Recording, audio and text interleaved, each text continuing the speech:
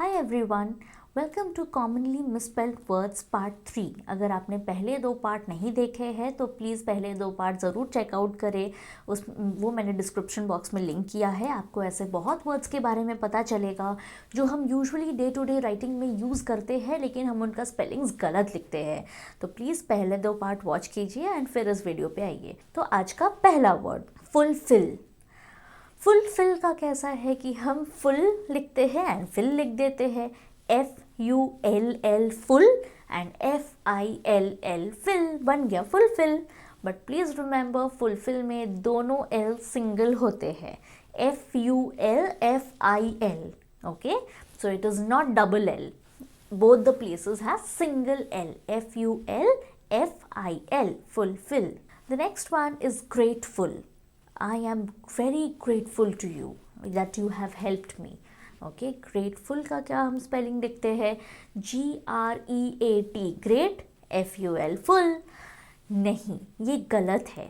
Grateful की spelling होती है GRATEFUL, grateful. Okay, the next one is guarantee. Okay, इस प्रोडक्ट पर गारंटी भी है, वारंटी भी है। So, what is the spelling of guarantee? What we write usually is guarantee। सुनने में कैसा लगता है, GARANTEE, guarantee? No, the real spelling is GUA. Okay, U हम मिस कर देते हैं, GUARANTEE, guarantee. The next one is guidance. Okay, I need your guidance. तो गाइडेंस हम जिस तरह से बोलते हैं, हम स्पेलिंग में भी उसी तरह से लिख देते हैं। हम क्या लिखते हैं, GUIDENCE, गाइडेंस हम इसी तरह से बोलते हैं, but that spelling is totally incorrect. It is GUIDANCE, but बोलते हुए हम गाइडेंस नहीं कहते, we say it as guidance, but the spelling is GUIDANCE. The next one is harass, okay, harassment, okay, torture.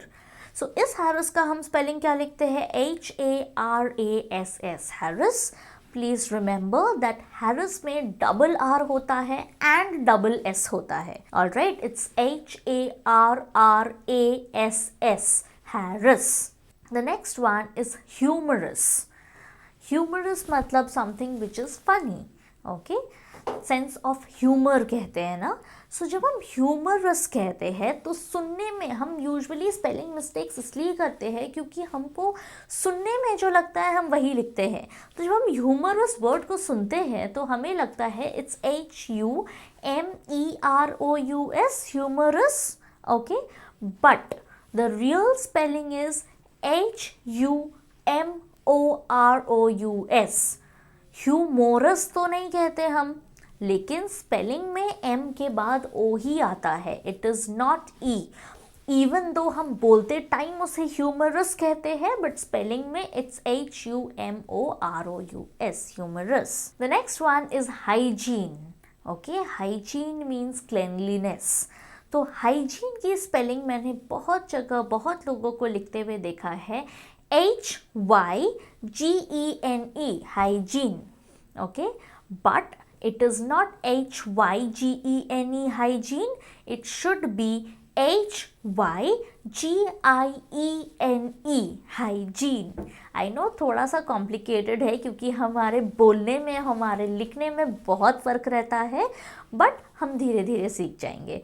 सो इसके लिए हमें बहुत लिखने की प्रैक्टिस करनी होगी। हम जितना लिखेंगे, हम जितनी गलतियाँ करेंगे, हम उतना सीखेंगे। Hypocrite. Hypocrite, who is a hypocrite? A hypocrite is someone who says something else and does something else. बोलता कुछ और है और करता कुछ और है, जो दिखावा ज़्यादा करता है। तो hypocrite की स्पेलिंग मैंने बहुत जगह पे लोगों को लिखते हुए देखा है, HIPORICTE,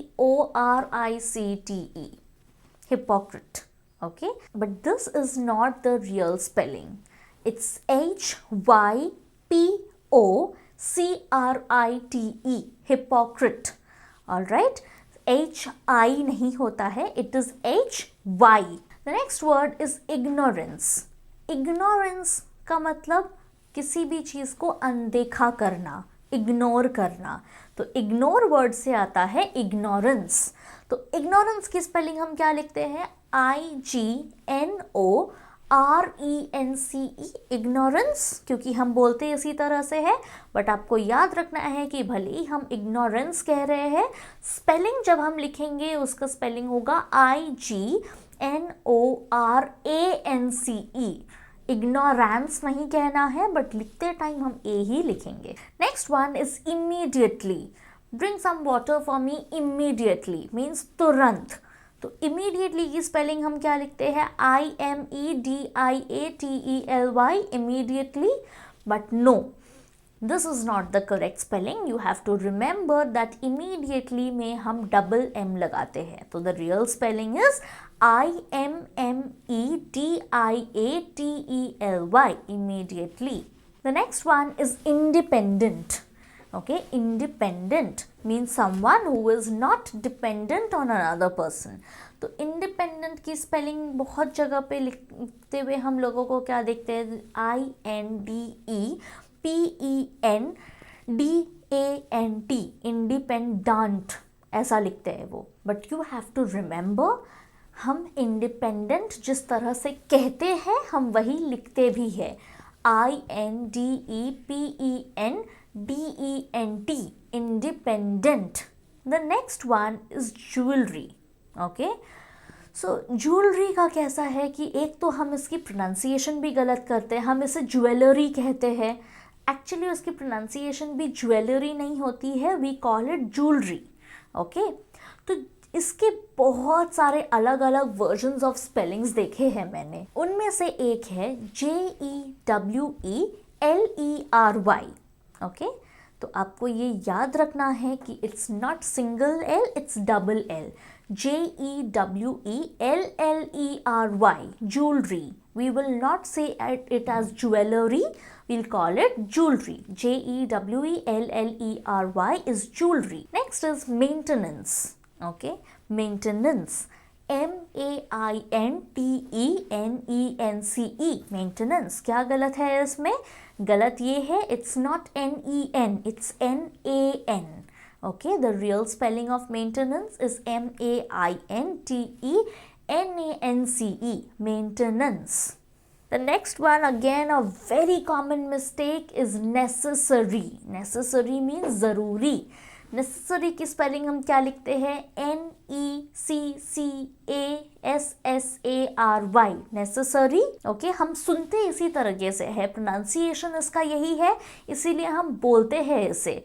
स्पेलिंग में भी हम जो सुनते हैं हम वही लिखते हैं, बट उसकी रियल स्पेलिंग है NECESSARY, नेसेसरी। प्लीज़ रिमेंबर, हमारे पास सिंगल सी होता है एंड डबल एस होता है। NECESSARY, necessary. And the last word is occasion. Occasion की स्पेलिंग हम यूजुअली क्या लिखते हैं? OCCASSION, क्योंकि सुनने में हमें ऐसा ही लगता है। But unlike the other words, आपको याद रखना है कि ओकेजन में डबल सी होता है लेकिन सिंगल एस होता है। It's OCCASION, occasion. So guys, I hope you remember all these words. आपको राइटिंग में प्रैक्टिस करनी है। ये मैंने आपको पार्ट 1 में भी बताया है, पार्ट 2 में भी बताया है, अब मैं आपको पार्ट 3 में भी यही बता रही हूँ। ये स्पेलिंग्स आपको याद तभी रहेंगे जब आप डे टू डे इसको राइटिंग में अपने यूज़ करेंगे। सो इस वीडियो का एक लास्ट पार्ट भी है जो मैंने लिंक किया है। That's the last part of this video of commonly misspelled words. Please do check it out and don't forget to subscribe.